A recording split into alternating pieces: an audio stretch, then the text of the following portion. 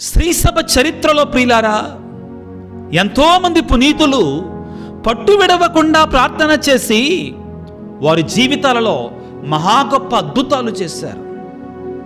పునీత జాన్ మరియ వియాన్నీ గారు, ఆయన యవ్వన ప్రాయంలో ఒక గురువుగా ఒక విచారణకు వెళ్ళాడు.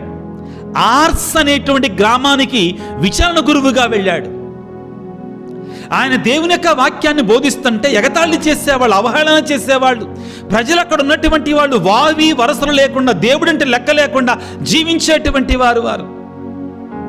ఎంత వాక్యం చెప్పినా వాళ్ళు వినడం లేదు. పునీత జాన్ మరియ వియాన్నీ గారు ఏం చేశారో తెలుసా?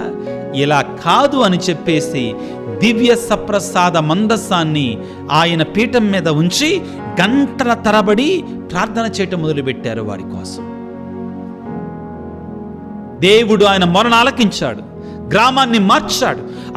ఇట్లాంటి గ్రామంగా మార్చలా. ఫ్రాన్స్ దేశంలో ఉన్న ఆర్స్ నగరం పునీత జాన్ మరియ వియాన్నీ గారు విచారణ గురువుగా చేసిన పట్టణాన్ని ఒక పుణ్యక్షేత్రంగా మార్చారు. యూరోప్ దేశాలలో ఉన్నటువంటి వాళ్ళందరూ కూడా జాన్ మరియ వియాన్నీ గారి దగ్గరికి, ఆ ఆర్స్ నగరానికి వచ్చి ప్రియులారా, ఆయన అద్భుతమైనటువంటి దీవెనలు పొందుకోవడానికి వాళ్ళు బయలుదేరారు. ఒకటే ప్రార్థన, పట్టు విడవకుండా ప్రార్థన.